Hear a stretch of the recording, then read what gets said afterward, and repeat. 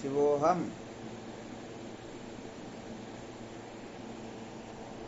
शिवोहम प्रणाम गुरुदेव। शिवोहम। शिवम गुरुदेव, शिवम चरण स्पर्श, शिवम शिवोहम। चरण स्पर्श। प्रणाम गुरुदेव, शिवम।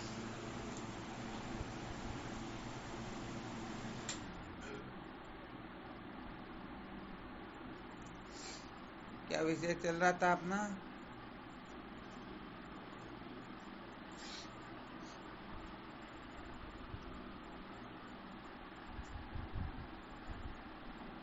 आवाज आ रही है?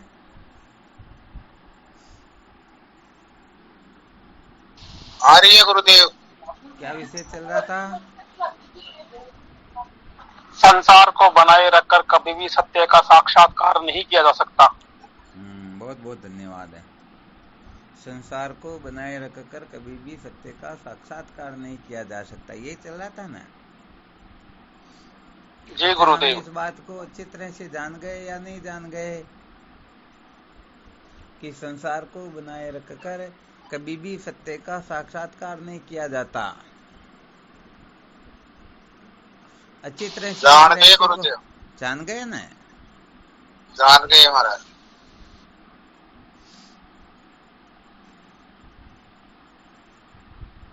अच्छा, जैसे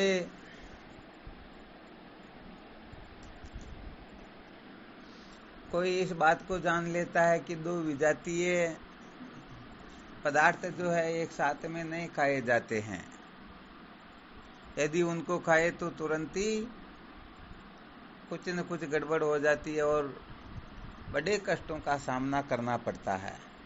तो बताओ, कोई दो विजातीय पदार्थ को एक साथ में खाएंगे क्या? नहीं खाएंगे गुरुदेव। क्योंकि वो इस बात को अच्छी तरह से जान गए हैं। ठीक है ना?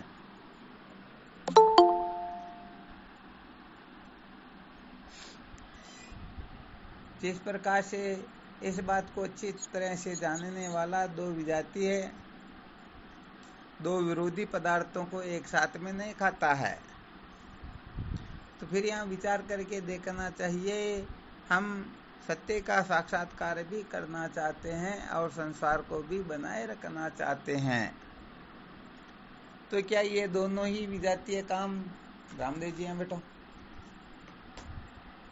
इधर मुंह करके बैठो, संसार को बनाए रखकर कभी भी सत्य का साक्षात्कार कर सकते हैं क्या? नहीं कर सकते। नहीं कर सकते हैं ना? तो ये संसार में जितने भी दृष्टांत बने हुए हैं ना, ये इस रहस्य को समझाने के लिए ही है कि संसार को बनाए रखकर कभी भी सत्य का साक्षात्कार नहीं किया जा सकता। ज्यादातर क्या होता है कि हम पूरे जीवन भर इन दृष्टांतों के चक्कर में ही पड़े रहते हैं। ध्यान रखते हैं भाई, इन दोनों को एक साथ में, घी और मधु दोनों को एक साथ में समान मात्रा में नहीं खाना चाहिए, वरना जहर बन जाता है। ऐसे जानकारियां रखते हैं और खाते नहीं है, ध्यान रखते हैं। तो क्या दृष्टांत भी ठीक तरह से समझ में आया क्या? जी गुरुदेव आया।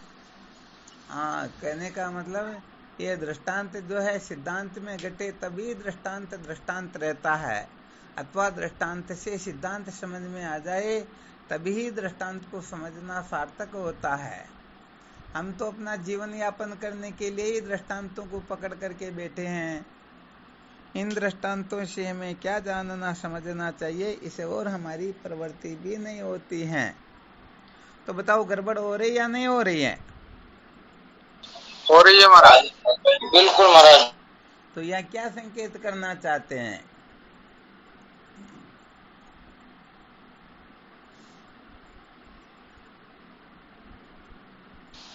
गड़बड़ नहीं होनी चाहिए। भाई, हम संसार को भी बनाए रखना चाहते हैं। स्वामी जी की चरणों में कोटि कोटि प्रणाम। शिवोहम। गुरुदेव वही तत्व विज्ञानार्थ से गुरु में विकचे समित पाणी श्रोते ब्रह्म निष्ठम। संसार को भी बनाए रखे, गुरु को भी बनाए के रखे, तो फिर हाँ, ठीक बात है। वो विधि बताई हुई है। इस दृष्टांत से हमें यह समझना और समझने का तरीका क्या है, प्रकार क्या है, उस प्रकार को समझने के लिए इस श्रुति का आश्रय लेना होता है।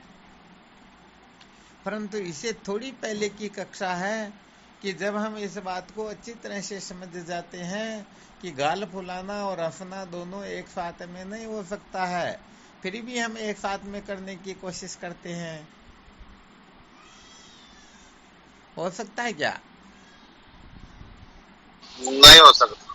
तो ये जितने भी संसार में दृष्टांत है ना, ये दृष्टांत केवल मात्र रहस्य को समझने के लिए ही होते हैं। इसलिए दृष्टांतों में ज्यादा आग्रह नहीं रखना चाहिए। इन दृष्टांतों से हमें क्या समझना है, इस रहस्य को अच्छी तरह से देख लेना चाहिए।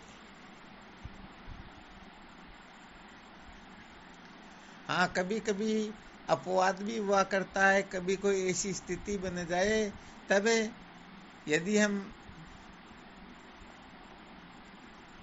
दो विजातीय पदार्थों को एक साथ में ग्रहण करें तो कोई मजबूरी हो सकती, कोई कारण हो सकता है, परंतु वास्तव में सत्य थोड़ी होता है क्या? नहीं होता। हाँ, बिल्कुल सही बात है। सत्संग सुनना और सुनाना, बेटे हुए के सुनाना सुनना होता, परंतु गड़बड़ हो जाए तो फिर क्या करते? नियम का भी उल्लंघन करना पड़ जाता ना कभी कभी। फिर सोते जी सोते सुने गुरुदेव। या सोते सोते सुने, फिर भी सुना रहे तो रहे ना, सुनते रहे ना।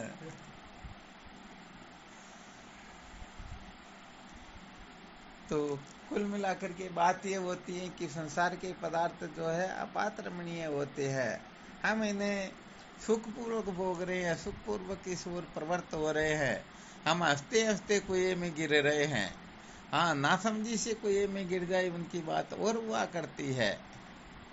तो अच्छी तरह से जब जान गए, संसार को बनाए रख करके, संसार को महत्व दे करके, संसार को आनंद रूप समझ करके, सचमुच में हम कभी दुखों से पिंड नहीं छुड़ा सकते हैं, परंतु फिर भी बात वही की वही होती है। हम संसार को ही महत्व देते हैं, संसार की ओर ही प्रवृत्त होते हैं, संसार को ही आनंद रूप समझते हैं। हाँ, ध्यान रखना है, यदि आनंद रूप समझ लिया तो फतरूप चित रूप तो पहले ही समझ लिया। इसीलिए तो कभी कभी संकेत क्या करते थे, कर देते थे कि सतचित आनंद इन तीन में से यदि समझना हो तो हृदयंगम करना हो, ज्यों का त्यों अनुभव करना हो, तो सबसे पहले मैं आनंद स्वरूप हूँ, इसको समझो।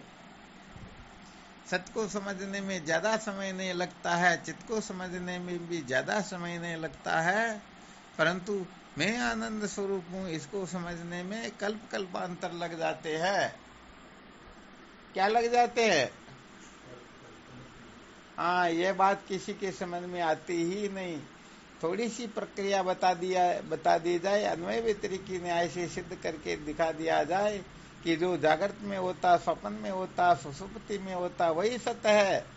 और जो जागृत में होता वह स्वप्न में नहीं होता, स्वप्न में होता वह सुषुप्ति में नहीं, सुषुप्ति में नहीं वो जागृत में है। इस प्रकार से जब बता दिया जाता है तो अन्वय व्यतिरिकी न्याय से साधक विवेक करके, विश्लेषण करके, मंथन करके समझ जाते हैं कि जागृत स्वप्न सुषुप्ति ये परस्पर में व्यभिचारी है, आपस में व्यभिचारी है, या आने जाने वाली है, और मैं इन तीनों अवस्थाओं में एक रस रहता हूँ, अर्थात मैं सत्य हूँ, और ये सारी की सारी असत है, ये जड़ है, ये मिथ्या आदि है।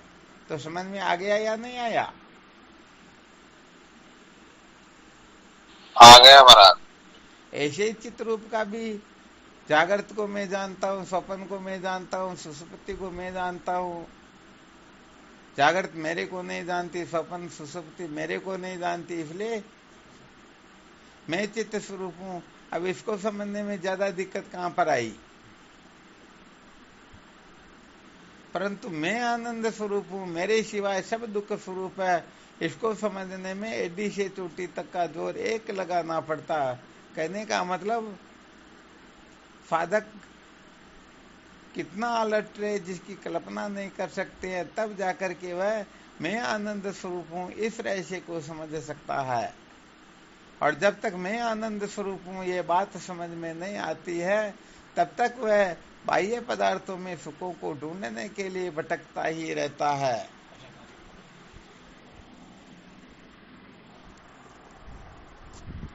क्या होता रहता है?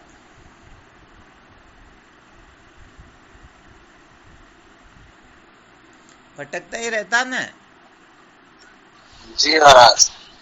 हाँ, जैसे कुत्ता हड्डी को चबा करके अंत में अनुभव करता है कि ये खून जो है हड्डी से आ रहा, जबकि होता उसका स्वयं का ही है। तो सच्ची बात तो यह है कि मैं आनंद स्वरूप हूँ, मेरे सिवाय जो कुछ भी है सब दुख स्वरूप है। ये बात जिस दिन समझ में आएगी, समझो हम उसी दिन कृतार्थ होंगे। वैसे कृतार्थ होना तो आगे बहुत कक्षाएं पड़ी हुई है। अभी तो उन्होंने केवल और केवल मात्र आनंद का विवेक किया है कि मैं आनंद स्वरूप हूँ और मुझसे भी जो कुछ भी है सब दुख स्वरूप है। अभी उसे यथार्थ बोध नहीं हुआ, अभी तक वह विवेकी हुआ है। विचार करके देखे, ऐसे विवेकी हम हैं क्या?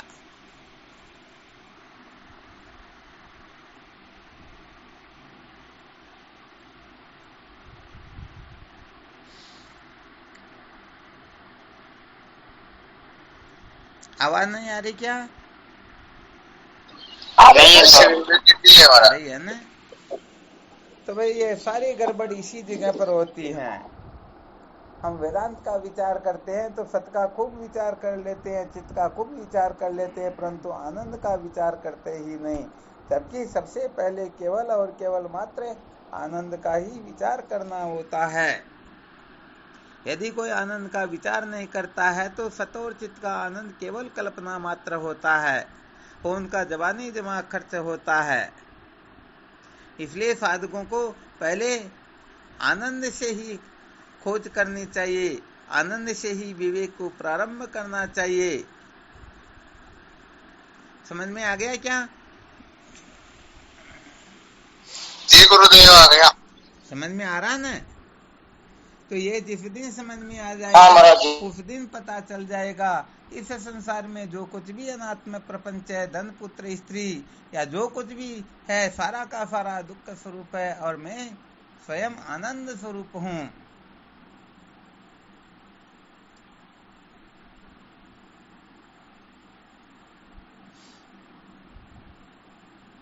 जब तक अपने को आनंदित करने के लिए बाह्य विषय की आवश्यकता होती है, तब तक समझ लेना चाहिए हम आनंद स्वरूप में स्थित हुए ही नहीं।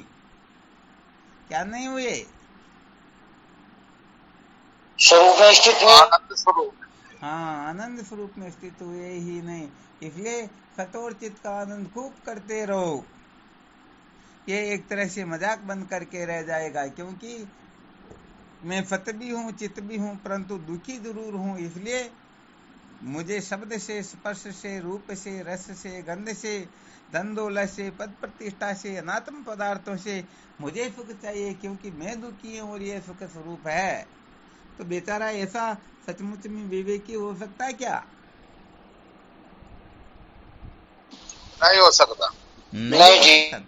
हाँ, इसलिए ये होता क्या कि जब हम संतों के सानिध्य में बैठकर ब्रह्म विचार करते हैं तो मर्यादा से ब्रह्म का विचार करवाया जाता है, और हम अपनी अक्ल होशियारी लगा करके ब्रह्म विचार करें तो हम अपनी वासना को ध्यान में रखते हुए ही ब्रह्म विचार करते हैं।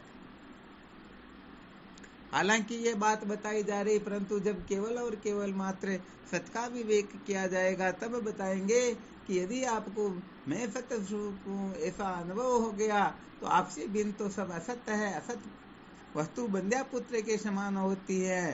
तो क्या सचमुच में हमने सबको बंध्या पुत्र के समान समझ लिया? इसलिए सत का विवेक भी बड़ा विलक्षण होता है, परंतु साधारण साधक इन रहस्यों को समझ नहीं पाते हैं। इसीलिए कहने का मतलब इनको थोड़ा ठीक प्रकार से ब्रह्म विचार करवाने के लिए संकेत किया जाता है, सूत्र बताया जाता है। सबसे पहले आनंद रूप से विवेक करना प्रारंभ करो, अर्थात मैं आनंद स्वरूप हूँ। अब इस प्रकार से जो खोज करेगा तो सचमुच में समस्त विश्व भूमावे तत् सुखम न अल्पे मस्ति सुखम, मैं आनंद स्वरूप हूँ, आत्मा आनंद स्वरूप है, बाकी सब अल्प है, बाकी सब दुख स्वरूप है। अच्छा, दुख की ओर किसी की प्रवृत्ति होती है क्या? नहीं जी, दुख कोई नहीं चाहता है। प्रवृत्ति तो सुख की ओर ही होती है ना।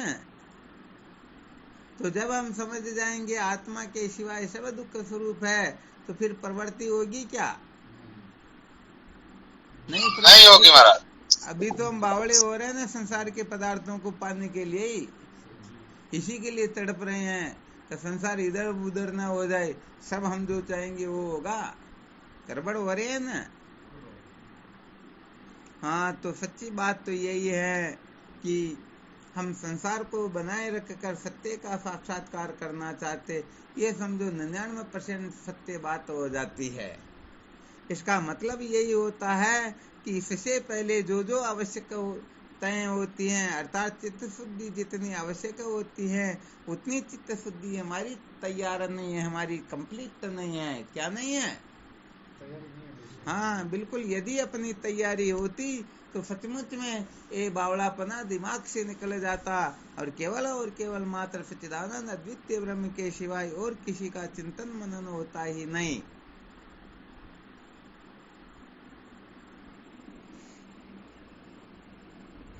तो भाई देखो, अपनी गड़बड़ तो अपन ही निकालेंगे, कोई दूसरा तो निकालने वाला है नहीं।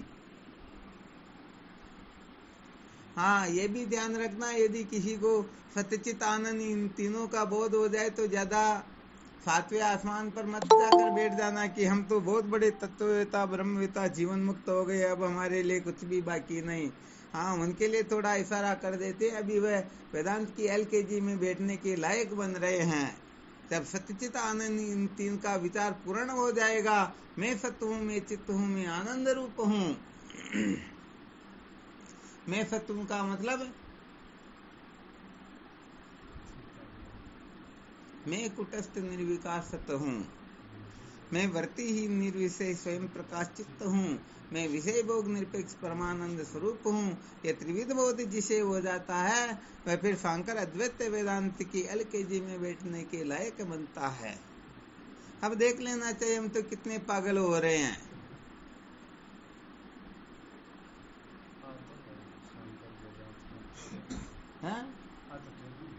रेडी है ना? फिर तो महाराज ग्रेजुएट होना मुश्किल है। अरे ग्रेजुएट है तो सचमुच में कोई पुण्यात्मा जीव होता ना, सचमुच में सच्चा साधक, वही वहां तक पहुंच पाता है जो पूर्ण रूप से संसार का सम्यक प्रकाश त्याग करने का सामर्थ्य रखता हो। यहाँ पर तो सच्ची बात बताए तो भगवान शंकराचार्य जी महाराज लिखते हैं, गुरुदेवत भक्ता नाम सर्वेशम सुलभोजवात है। जो ईश्वर का या गुरुदेव का भक्त है वही ग्रेजुएट हो सकता है, वरना ग्रेजुएट क्या बोलते, ये हर किसी के बस की बात नहीं होती है। अब ग्रेजुएट तो सब होना चाहते हैं, होना चाहते नहीं होना चाहते, परंतु इतनी बिल्कुल डिग्री सब लेना चाहते हैं। क्या हुआ? कह रहा हूँ, उसे निवेदन कर रहा हूँ कि डिग्री सब लेना चाहते हैं, लेकिन हर एक को डिग्री मिलेगी नहीं। हाँ बिल्कुल नहीं, सामर्थ्य होनी चाहिए ना। नायम आत्मा बलिने न लभ्य, कमजोर व्यक्ति कभी भी आत्मा तत्व को प्राप्त नहीं कर सकता है। कि महम तेन कुर्याम एन नाम रिताशा, मैं उसे लेकर क्या करूंगी जिससे अमृत तत्व की प्राप्ति नहीं होती। किसी भी वस्तु को हम जब लेते हैं तब ये ध्यान में रहता है क्या? यहाँ पर तो भले पूरे संसार का सोना चांदी दिलवा दो तो भी वासना समाप्त नहीं होती, पद प्रतिष्ठा दिलवा दो, सारी नौकरियां दिलवा दो, पता नहीं इंद्र का सिंहासन भी मिल जाए, फिर भी कमी रहती कि नहीं हमको ये तो और चाहिए ही चाहिए। तो ये क्या पागलपन ही तो होता। हाँ जी महाराज। हाँ, तो जीवन में निष्ठा होनी चाहिए, सचमुच में ऐसी दृढ़ धारणा हो जाए, इसके करने से परमात्मा तत्व की प्राप्ति नहीं होती है तो मुझे चाहिए ही नहीं, चाहे ये संसार इधर से उधर क्यों न हो जाए। अब ऐसी सामर्थ्य जिनमें हो ना, वो सचमुच में यहाँ टिकने के थोड़े बहुत अधिकारी होते हैं। हम तो पहले ही कल्पना कर लेते, अरे ऐसा हो जाएगा वैसा हो जाएगा।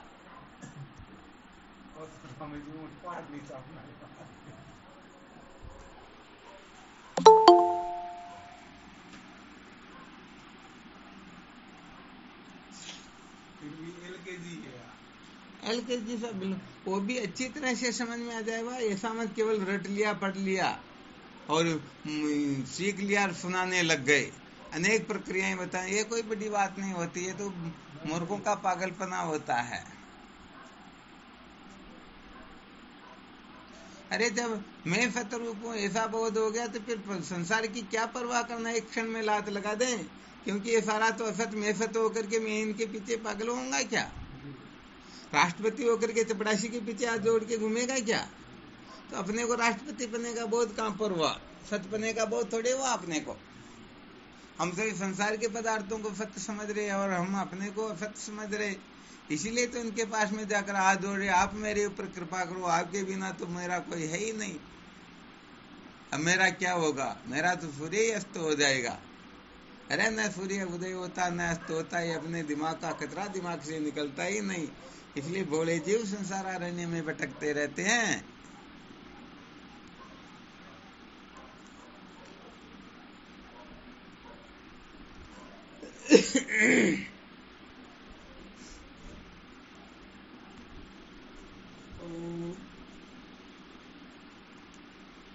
तो साधक क्या होता है कि मूल मर्म को पकड़ना नहीं जानते, बात इतनी सी है।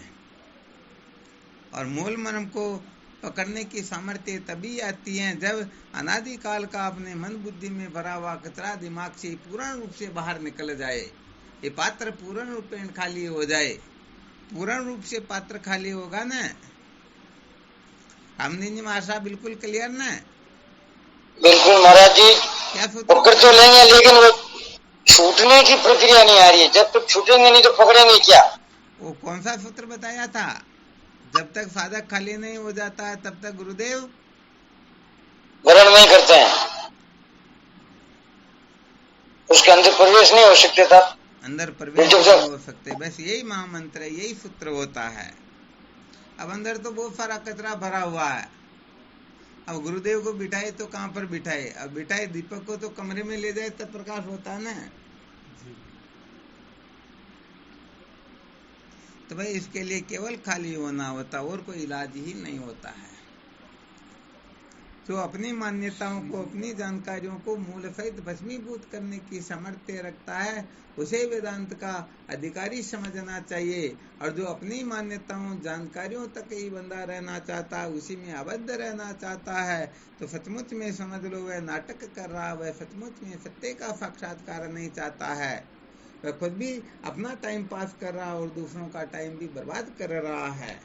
हाँ, बहुत अच्छी तरह से ध्यान रखना चाहिए। शंकर वेदांत के सूत्र होते हैं, ये श्रुति माता का संकेत होता है, ये कोई कल्पनाएं नहीं है, ये कोई मान्यताएं नहीं है। वेदांत तो सिद्धांत होता है, यहाँ कल्पना मान्यता का कोई औचित्य नहीं होता है। ये भोले जीवी कल्पनाओं में, मान्यताओं में उलझते हैं। अच्छा, ये तो खरा सोना है, इसमें कोई अशुद्धिपन है ही नहीं। और सोने के कभी जंग नहीं लगता, ये ध्यान रखना चाहिए। सोना कभी भी अग्नि में नहीं जलता, अच्छी तरह से ध्यान रखना चाहिए। सोने को 1000 बार भी तोड़ दो फिर भी वापस है क्या होता है? सोना ही रहेगा, सोना ही रहेगा, टूट जाता है। तो सोने में किसी प्रकार का विकार नहीं होता है। तो साधक को सोने के जैसा बनना होता है, और जब सोने के जैसा बन जाता है तो निश्चित रूप से इसमें ब्रह्म विद्या प्रकट होने की योग्यता जागृत होती है। ध्यान रखना, ये बाहर से नहीं आएगी, भीतर से ही प्रकट होगी। तो कुल मिलाकर के गुरुदेव के सानिध्य में हम पहुंचे, इतनी समझदारी तो अपने में आ ही जानी चाहिए। इतना पुरुषार्थ तो अपने को करना ही 100% करना होता है। यदि इतना सा हम नहीं कर सकते हैं तो भाई गुरुदेव को LKG पढ़ाने से तो रहे, इतना टाइम थोड़े होता है क्या? उनको उठना बैठना थोड़े सिखाएंगे क्या? उनको कपड़े धोना सिखाएंगे क्या? झाड़ू पोछा करना सिखाएंगे क्या? अरे तो पहले ये तो धर्मात्मा लोगों का, पंडित लोगों का काम उनसे पहले सीख के आवा ना है। यहाँ पर तो सबका बाद होता, खुद रहता ही नहीं।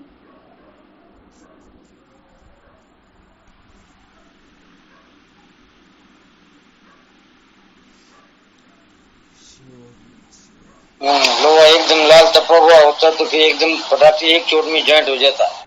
क्या हुआ? वो पहले लोहा तपा हुआ गर्म हो तो फिर गुरुद्वारा एक चोट में उनको मिला कर सकते हैं, जॉइंट बाकी होता नहीं पहले तो। हाँ बिल्कुल बिल्कुल, कुल मिलाकर के वो दोनों सिरे जो गर्म हो ना, तो चोट मारने से वो दोनों एक हो जाते हैं। यहाँ पर साधक तो कहने का मतलब सूखी तीली के समान हो, परंतु गुरुजी गीली तीली के समान हो, तो वो माचिस का खोखा क्या बोलते हैं, हम दोनों में एक गीला हो एक सूखा हो तो काम नहीं चलता, दोनों गीले हो तब तो समझ लेना चाहिए सब गड़बड़ घोटाला ही है। तो इसमें दोनों का सूखा होना अत्यंत आवश्यक होता है। वशिष्ठ जी महाराज कहते हैं ना योग वाशिष्ठ में, हे राम तेरे जैसा शिष्य नहीं और मेरे जैसा गुरु नहीं। शास्त्रों में शिष्य के जो जो लक्षण बताए गए वो सारे के सारे लक्षण तेरे में विद्यमान हैं, और गुरु के जो लक्षण बताए गए वो सब मेरे में विद्यमान है। अब बताओ क्या देरी होगी? तो भाई या तो कोई देरी होने का प्रश्न ही नहीं, शिष्य पूर्ण नहीं है, इसलिए जीवन भर ये रामलीला चलती ही रहती है, वरना ये तो काम 1 सेकंड का होता है, ज्यादा तो टाइम लगता ही नहीं। ये हम अपनी मूर्खता से एक क्षण में काम होने वाले को हम कल्प कल्पांतर तक लंबा कर देते हैं। क्यों कर देते हैं? क्योंकि हम अपनी मन बुद्धि को भस्म नहीं करना चाहते, मन बुद्धि की कल्पना को बनाए रखना चाहते हैं। बस संसार को बनाए रखकर कभी भी सत्य का साक्षात्कार नहीं किया जा सकता। इस सूत्र को बहुत अच्छी तरह से हृदयंगम कर लेना चाहिए। बस यही विशेष बात होती है।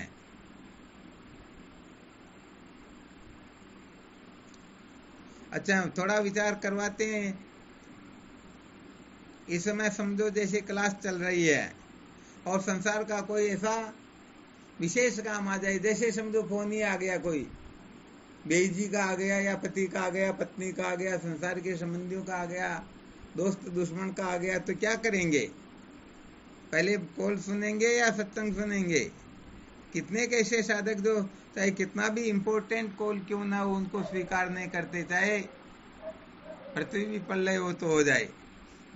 ऐसे कोई साधक है क्या? हाथ ऊपर करे पता लगे कि ऐसे साधक है जो चाहे कैसी भी परिस्थिति क्यों न है। क्या बात, बहुत बहुत धन्यवाद, रमेश ने हाथ ऊपर किया।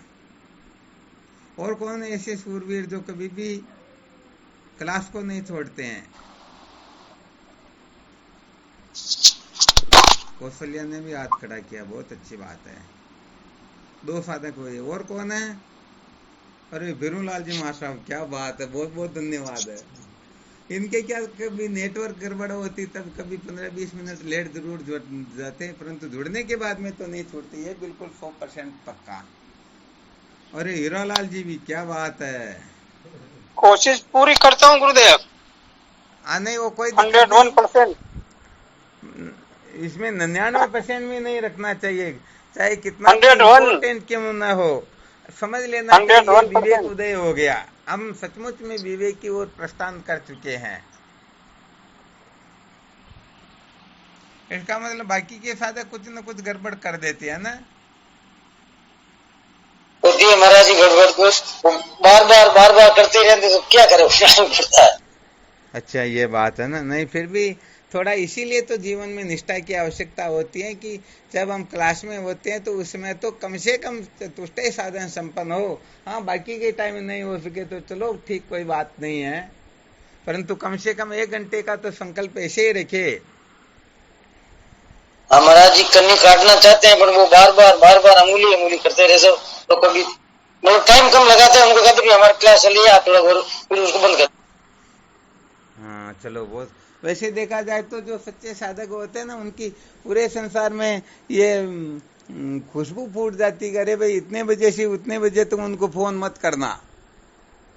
क्यों? इनको कहा है वो तो नहीं करते, इनको टाइम दिया बाबू दोबारा तो वो नहीं करेगा, उसको पता है कि किस टाइम है। बिल्कुल बिल्कुल, तो भी एक बार में पता तो उनको चल भी जाना चाहिए कि भाई ये 8 बजे से 9 बजे के बीच में राष्ट्रपति का फोन भी क्यों ना वो अटेंड नहीं करेंगे तो नहीं करेंगे। हाँ बिल्कुल सत्य बात है। क्लास होती है, कोई मामूली बात थोड़ी है क्या। इसका वैल्यू तो हम लोग जानते हैं साहब, हमारी जो क्लास होती है उसमें जो बच्चा आकर गड़बड़ करता है बहुत तकलीफ होती है। हाँ बहुत अच्छी बात है। चलो सचमुच में ऐसे साधक तो धन्य ही है जो सत्संग का ऐसा महत्व समझते हैं। और इसे ही पुण्य बढ़ाना कहते हैं। क्योंकि सत्संग के समय यदि कोई सत्संग को छोड़ करके कुछ भी करता है, क्योंकि प्राय ऐसा देखा जाता, बहुत सारे साधक क्या करते हैं, सत्संग सुनते रहते और उनका वो ऑनलाइन बने रहते, किसी से उनकी चैटिंग चलती रहती है। क्योंकि वो लोग क्या भोले होते हैं, समझते हैं गुरुजी बहुत भोले, गुरुजी को क्या पता होता, परंतु करें तो क्या करें, गड़बड़ी जीवन में इसे निकलती नहीं ना। तो अब जो ऑनलाइन रहते तो फिर कोई आ भी जाए तो इसे भाई यहाँ पर तो ऑडियो और वीडियो दोनों बंद है, या तो फिर समस्त साधकों के ऑडियो तो नहीं बल्कि वीडियो चालू करवाए ना, तो पता रहे कि ये सचमुच में गड़बड़ कर रहे या नहीं कर रहे। परंतु चलो कोई बात नहीं, तो अपने को इतनी गड़बड़ नहीं करनी है। उसमें गुरुजी को क्या लेना, अपनों को कुछ फायदा तो अपन को चाहते हैं ना। ठीक है, गुरुजी की मेहरबानी होगी, अपन क्लास ले रहे हैं, ये तो बहुत ही बड़ा अवभाग्य हमारा कि हमें ऐसा टाइम दे रहे हैं महाराज जी। गुरुदेव इतनी गड़बड़ तो नहीं करते, पर थोड़ा प्रतंत्र है तो थोड़ा सा उनकी उस हिसाब से रहना पड़ता है। हाँ चलो, कोई कोई पराधीन भी होते हैं भाई, क्या करें। ये तो थोड़ा बहुत सुनने दे रहे, ये भी समझो उनकी मेहरबानी, उनकी कृपा ही समझो, वरना बिल्कुल डिस्कनेक्ट ही कर दे। सत्संग का नाम सुनना देखना हमको पसंद ही नहीं है, नहीं तो इसी समय यहाँ से रवाना हो जाओ तो फिर क्या करे, बड़ी समस्या हो जाती है ना। अब इतना बस गुरुदेव आपकी कृपा है, बस कृपा बना के रखो, बस तो वो सब ठीक है। हाँ चलो कोई बात नहीं बेटे।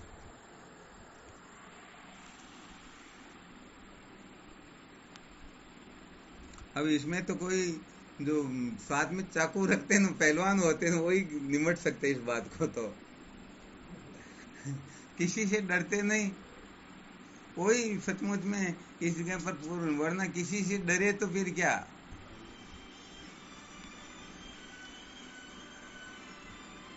जल्दी बंद कर दो, इतना क्या देखना, कोई क्यों ना ज्यादा देख के फिर कॉल काटोगे तो गड़बड़ हो रही है ना, फिर उसी का चिंतन चलेगा, क्या कहना चाहता है, क्या करना चाहता है, फालतू की बातें देखना भी नहीं चाहिए, डिस्कनेक्ट कर देना चाहिए। देखेंगे तो सचमुच में बहुत ज्यादा चिंतन चलेगा, चाहे कितनी भी ऊंची सत्संग, ये स्वाभाविक होता।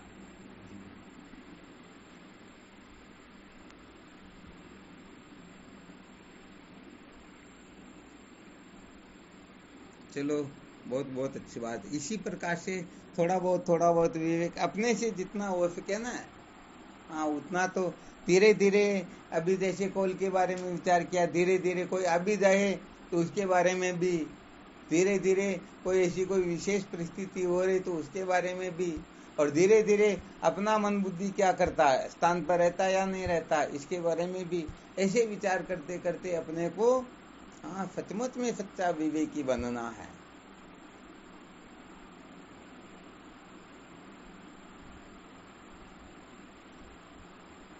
कहने का मतलब और तो क्या बात है, परंतु क्या होता है कि हम छोटी छोटी बातों को ले दे करके भी ये गड़बड़ कर देते हैं। छोटी सी बात होती तो हम सत्संग छोड़ देते हैं।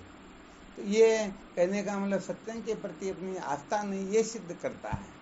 क्योंकि हम सत्संग को श्रेष्ठ समझे तो सचमुच में सत्संग के सामने कोई कुछ होता ही नहीं। अरे ईश्वर भी कुछ नहीं होता तो संसार की कचरे पट्टी की बातें क्या हो सकती हैं।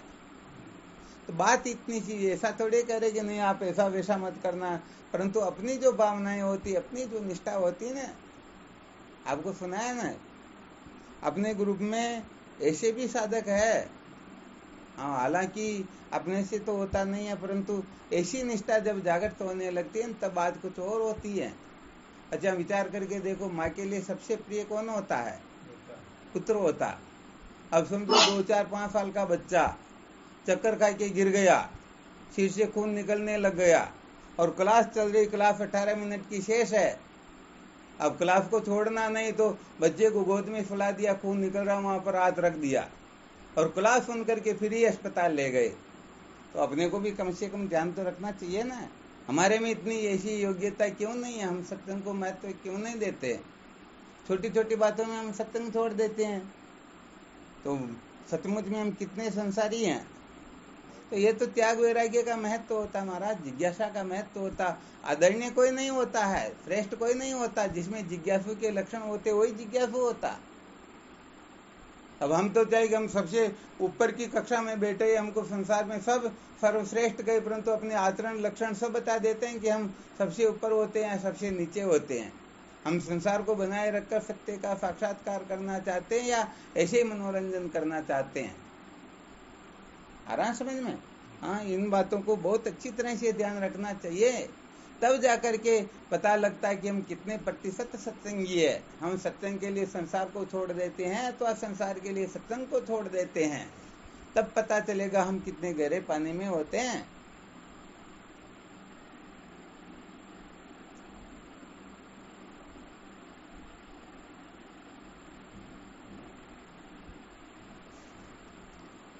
चलो भाई, फिर भी आप लोग आपके हिसाब से देखते रहना। हमारा तो स्वभाव होता है कि सत्संग के समय हम तो चाहते हैं कि पूर्ण रूप से साधक चतुष्टय साधन संपन्न होकर के, हाँ समझो जैसे सामने ही बैठे हुए हैं,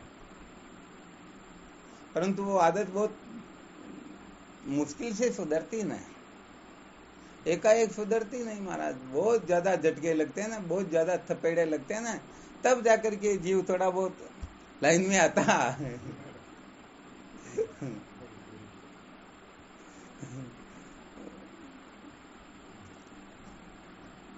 रस्सी और सिलवट वाली बात है महाराज जी, धीरे धीरे हो जाएगा मामला, कोशिश जारी है।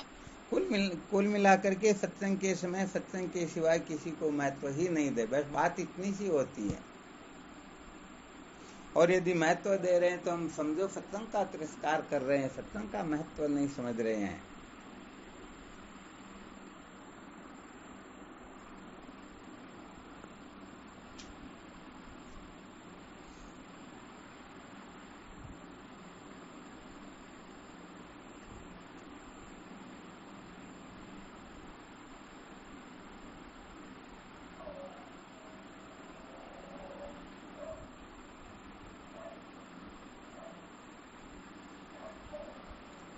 चलो ठीक, फिर और क्या, और कोई शंका हो तो देख लो।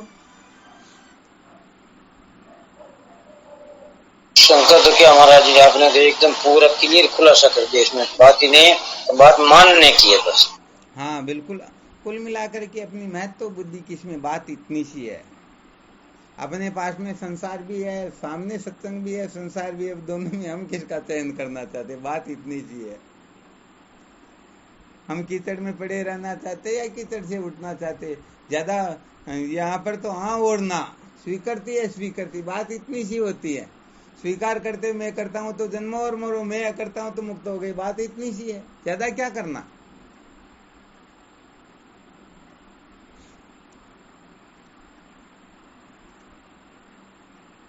ज्यादा तकलीफ हो करना स्वामी जी, और वो भगवान दर्शन अर्जुन ने जीवन में क्या हुई नाके मगर हाथी नहीं गया, बेटे के डोरो ही को निकले होकर तो हाथी नहीं निकला।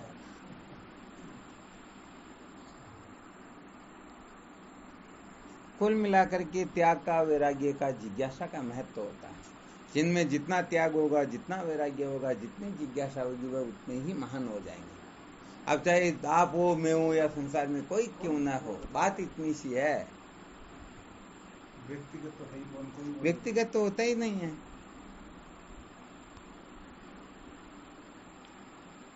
चलो भाई, फिर भी साधकों का सचमुच में सत्संग से उनको जो फायदा मिलना चाहिए वो मिल रहा है। इसका मतलब सत्संग को जब हम महत्वपूर्ण समझते हैं तभी तो ऐसी स्थितियां उत्पन्न होती है ना। तो इसका मतलब सचमुच में साधक ऊपर की ओर जा रहे हैं, उत्थान की ओर बढ़ रही है, कहना पड़ेगा।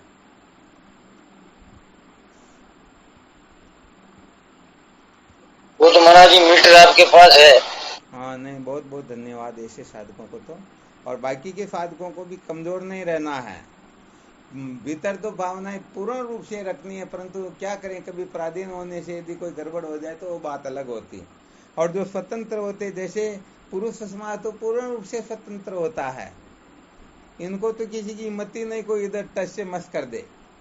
परंतु जो करने का मतलब वास्तव में स्त्री है, होती तो नहीं, परंतु अपने को स्त्री समझ के बैठे ना, उनमें थोड़ा वो सास कमजोर हो जाता है, क्योंकि मानने से, मानने न मानने से फर्क पड़ता ना, तो फिर उसमें थोड़ी गड़बड़ हो जाती। तो चलो कोई बात नहीं, इतना ध्यान भी रखना चाहिए कि अपना कोई व्यवहार बिगड़ भी न जाए, हम तो थोड़ा कुछ ऐसा कहते नहीं, फिर भी चलो संकेत कर देते हैं कि किसी को दुख चोट पहुंच जाए, कोई और गड़बड़ हो जाए, तो इससे अच्छा थोड़ी देर सावधान रह ले, क्या फर्क पड़े। वरना जो सुन रहे सत्संग उसी को हृदयंगम करेंगे तो भी बात कुछ और है।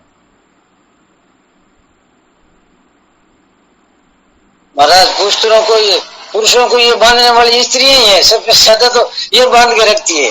अरे गड़बड़ तो ये हो रही, सचमुच में जो आत्म तत्व को जानता वही पुरुष होता, बाकी सब स्त्रियां ही होती बेचारी। परंतु करे तो क्या करे, भी स्त्रियां होकर के अपने को पुरुष मान के बैठे हुए, इसीलिए गड़बड़ हो रही सारी। और स्त्रियां अपने उस हिसाब से स्त्रियों के बंधन में है, आध्यात्मिक हिसाब से स्त्रियों के बंधन में बंधे हुए हैं, भौतिक हिसाब से वो स्त्रियों के बंधन में बंधे हुए हैं। सत्य बात वास्तव में।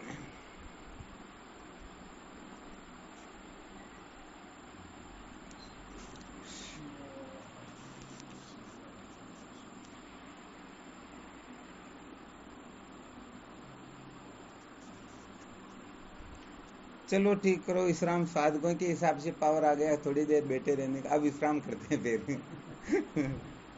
शिवोहम। शिवोहम, श्री गुरु चरणों में साष्टांग प्रणाम। महाराज जी गला ठीक हुआ थोड़ा? हाँ चल रहा है। प्रणाम गुरुदेव, शिवोहम। हाँ शिवोहम। प्रणाम गुरुदेव, आपके चरणों में प्रणाम, बार बार प्रणाम। शिवोहम। स्वामी जी के चरणों में साष्टांग प्रणाम। शिवोहम।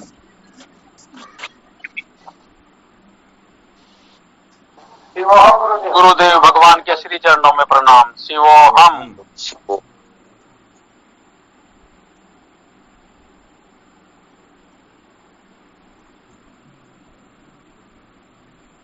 प्रणाम गुरुदेव, शिवोहम।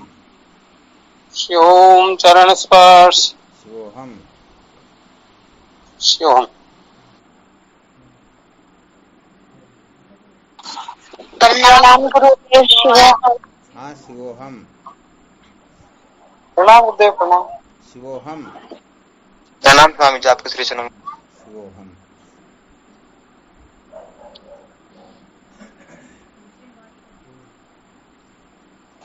कोटि कोटि प्रणाम स्वामी जी, आपके श्री चरणों में। शिवोहम।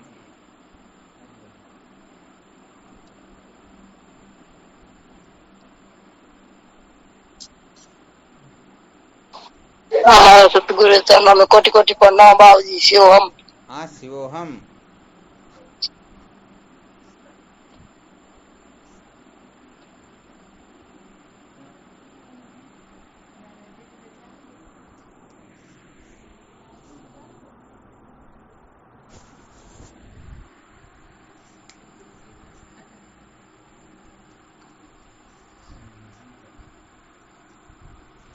चलो ठीक शिवोहम।